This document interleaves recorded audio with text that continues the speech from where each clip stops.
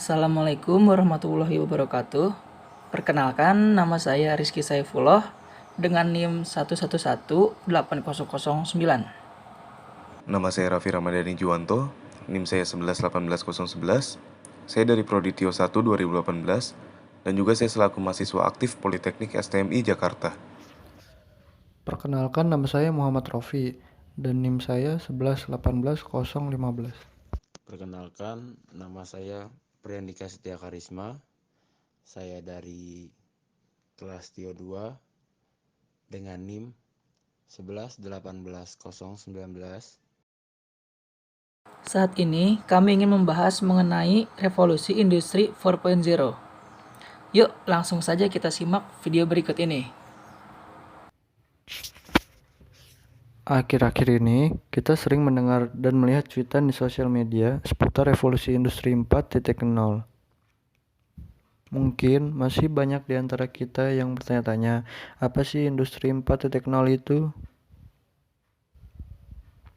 Istilah industri 4.0 sendiri berasal dari sebuah proyek teknologi dengan mengutamakan komputerisasi pabrik yang dilakukan oleh pemerintah Jerman. Saat ini, kita telah memasuki industri 4.0 yang ditandai dengan semakin berkembangnya teknologi canggih di berbagai sektor. Namun, kecanggihan teknologi saat ini merupakan hasil dari revolusi industri yang telah berlangsung puluhan bahkan ratusan tahun. Lalu, apa saja tahapan dari revolusi industri?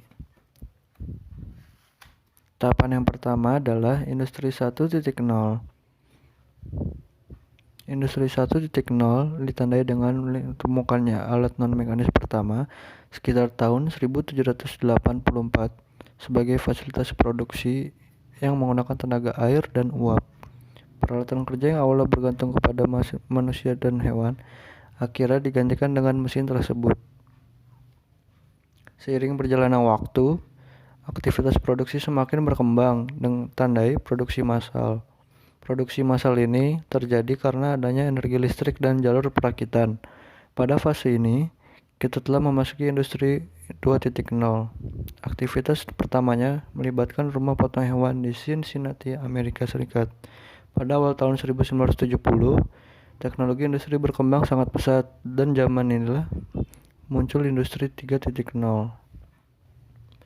Industri 3.0 merupakan hasil dari energi listrik dari industri 2.0 yang kemudian meluas pada alat-alat elektronik dan informasi yang bertujuan untuk otomatisasi produksi.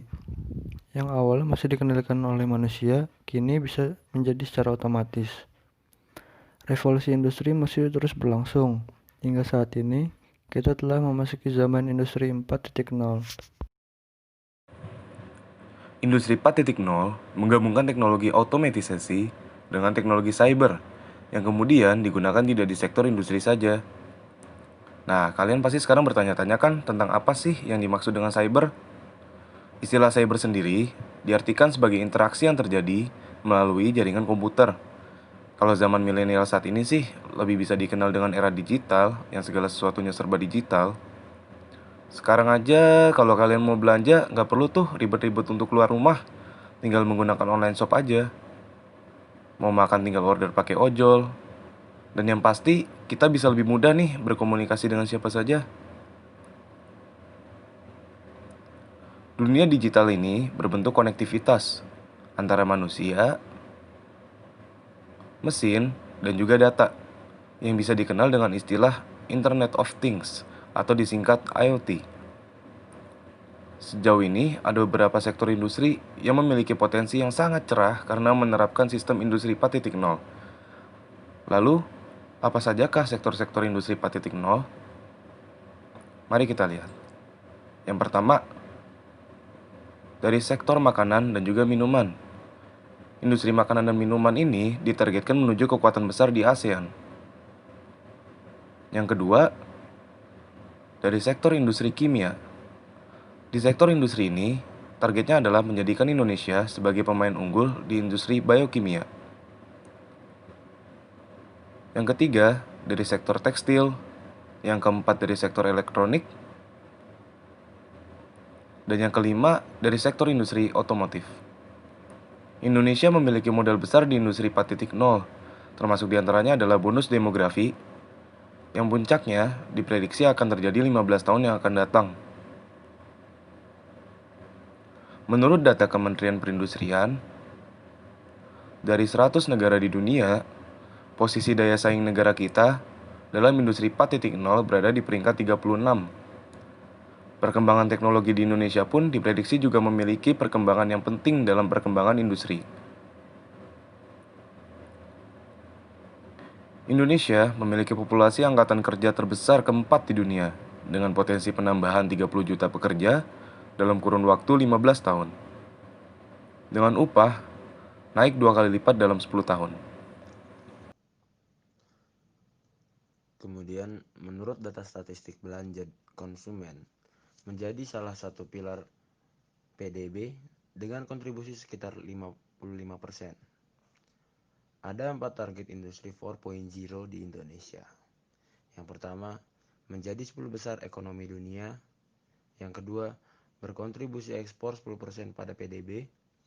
Kemudian yang ketiga, menaikkan rasio produktivitas terhadap biaya. Yang keempat, ada menaikkan anggaran litbang menjadi 2% dari PDB. Untuk mencapai industri 4.0 Indonesia pada tahun 2030,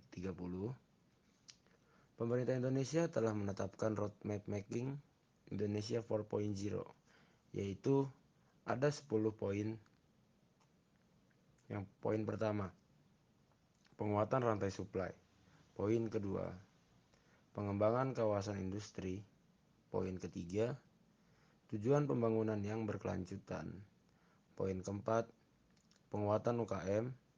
Poin kelima, penguatan infrastruktur digital.